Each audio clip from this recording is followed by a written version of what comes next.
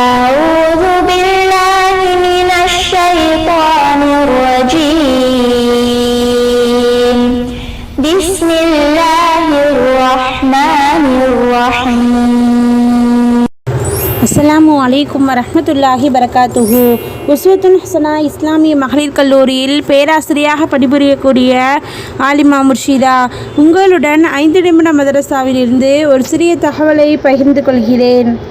ஆரம்பமாக இஸ்லாமிய வரலாறு. மதீனாவில் அன்னலாருக்கு வரவேற்பு. கூபாவில் 14 நாட்கள் தங்கியிருந்த அன்னலார் பிறகு அங்கிருந்து மதீனா புறப்பட்டார்கள். அன்னலாரின் வருகையை அறிந்த மதீனாவாசிகள் எல்லோரும் வெளியில் வந்து சாலையோரத்தில் அணிவகுத்து நின்றனர். மதீனா முழுவதும் அல்லாஹ் அக்பர் என்ற முழக்கம் எதிரொலித்தது. அன்சாரி சிறுமிகள் உற்சாகம் கரை புரண்டோட இந்த கவிதையை பாடினார்கள். பிறகு அதனுடைய அர்த்தமாவது, வஜாமலை மீது தோன்றிய பௌர்ணமி நிலவே, அல்லாஹ் என கூறும் ஒரு அடியான் உலகில் உள்ளவரை தங்களுக்கு நன்றி செலுத்துவது எங்களின் மீது கடமையாகும். அல்லாஹ் அனுப்பிய அருமை தூதரே, ஏற்புடைய ஆணைகளையே தாங்கள் ஏற்று வந்துள்ளீர்கள். பனு நஜ்ஜார் குல பெண்மணிகள் கீழ்கண்டவாறு பாடினார்கள். நாங்கள் நஜ்ஜார் குல பெண்மணிகள். முகமது நபி ஸல்லல்லாஹு அலைஹி வஸல்லம் அவர்கள் எவ்வளவு அழகிய அண்டை வீட்டார். அண்ணல் நபி ஸல்லல்லாஹு அலைஹி வஸல்லம் அவர்கள் மதீனாவுக்கு முதலாக வந்த நாளில் ஏற்பட்ட ஆரவாரம், உற்சாகம் ஆகியவற்றை இதற்கு முன் நாம் கண்டதில்லை என அனஸ் இப்னு மாலிக் ரலியல்லாஹு அன்ஹு அவர்கள் கூறினார்கள். இரண்டாவதாக அன்னலாரின் அற்புதம், கோட்டையை வெல்லுதல். கைஃபர் போரில் நடைபெற்ற போது ஒரு நாள் சில சஹாபாக்கள் அன்னலாரிடம் வந்து தங்களுக்கு கடுமையான பசி இருப்பதாகவும் உணவு ஏதாவது இருந்தால் தருமாறும் வேண்டினர். அன்னலாரிடம் எதுவும் இல்லாத நிலையில் அல்லாஹ்விடம் துஆ செய்தார்கள். இறைவா, இவர்களின் நிலைமையை நீ நன்கு அறிவாய். நான் தருவதற்கு என்னிடம் ஒன்றுமில்லை. இறைவா, கைஃபரின் எந்த கோட்டையினுள்ளும் அதிகமான பொருள் சேமிக்கப்பட்டு வைக்கப்பட்டுள்ளதோ அதை நாங்கள் கைப்பற்ற அருள் புரிவாயாக என்றும் துஆ செய்தார்கள். அதன் பிறகு சுஆப் இப்னு முஆத் என்பவரின் கோட்டையை முஸ்லிம்கள் கைப்பற்றினார்கள். அதற்குள் தான் ஏராளமான பொருட்கள் வைக்கப்பட்டிருந்தன. மூன்றாவதாக ஒரு ஃபர்லை பற்றி, பெற்றோருக்கு நல்லது செய்யுங்கள். குர்ஆனில் அல்லாஹ் தஆலா கூறுகிறான், உம்முடைய இறைவன் அவனையன்றி வேறு எவரையும் நீர் வணங்கலாகாது என்றும் பெற்றோருக்கு நன்மை செய்ய வேண்டும் என்றும் விதித்திருக்கிறான். கருத்துரை: பெற்றோருக்கு பணிவிடை செய்வதும் அவர்களிடம் கண்ணியமாக நடந்து கொள்வதும் பிள்ளைகளின் கடமையாகும். நான்காவதாக ஒரு சுன்னத்தை பற்றி, கண்திருஷ்டி அகல துஆ. கண்திருஷ்டி ஏற்பட்டுள்ளதாக நபிகளார் கருதினால் இந்த துஆவை ஓதுவார்கள். அல்லாஹும்ம பாரிக் ஃபீஹி வலா தலுர்ருஹு. பொருள்: இறைவா, இதில் பரக்கத்தை நல்கி கெடுதியிலிருந்து காப்பாயாக.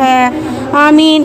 ஐந்தாவதாக ஒரு முக்கிய அமலின் சிறப்பு, குடும்பத்தாருக்கு செலவு செய்தல். நன்மையை கருதி தனது குடும்பத்தாருக்கு செலவு செய்வதும் தர்மமாகும் என நபியவர்கள் கூறினார்கள். ஆறாவதாக ஒரு பாவத்தை பற்றி, குர்ஆனை கேலி செய்தல். குர்ஆனில் அல்லாஹ் தஆலா கூறுகிறான், நம்முடைய வசனங்கள் அவனுக்கு ஓதி காண்பிக்கப்பட்டால் அவை முன்னோர்களின் கட்டுக்கதைகளே என்று கூறுகின்றான். அப்படியல்ல, மாறாக அவர்கள் சம்பாதித்து கொண்டிருந்தவை அவர்களுடைய இதயங்கள் மீது துருவாக படிந்துள்ளன. ஏழாவதாக உலகத்தை பற்றி, செல்வத்தை நேசிப்பது நன்றி கெட்டத்தனம். குர்ஆனில் அல்லாஹ் தஆலா கூறுகிறான், நிச்சயமாக மனிதன் தன் இறைவனுக்கு நன்றி கெட்டவனாக இருக்கின்றான். அன்றியும் நிச்சயமாக அவனே இதற்கு சாட்சியாகவும் இருக்கின்றான். நிச்சயமாக அவன் பொருளை நேசிப்பதில் அளவு கடந்து இருக்கின்றான். எட்டாவதாக மறுமையை பற்றி, இறந்த பின் எல்லோரும் கவலைப்படுவர். மரணித்த பின் ஒவ்வொரு மனிதனும் கவலைப்படுவான் என நபியவர்கள் கூறியபோது சஹாபாக்கள், யா ரசூலல்லாஹ், எந்த விஷயத்துக்காக கவலைப்படுவான் என வினவினார்கள். அதற்கு அன்னலார், நல்லவனாக இருந்தால் இன்னும் அதிகமாக நன்மை செய்யவில்லையே என்றும், தீயவராக இருந்தால் நான் பாவத்தை தவிர்த்திருக்கலாமே என்றும் கவலை கொள்வர் என்றார்கள். ஒன்பதாவதாக நபி வழி மருத்துவம், பார்லி அரிசியின் சிகிச்சை.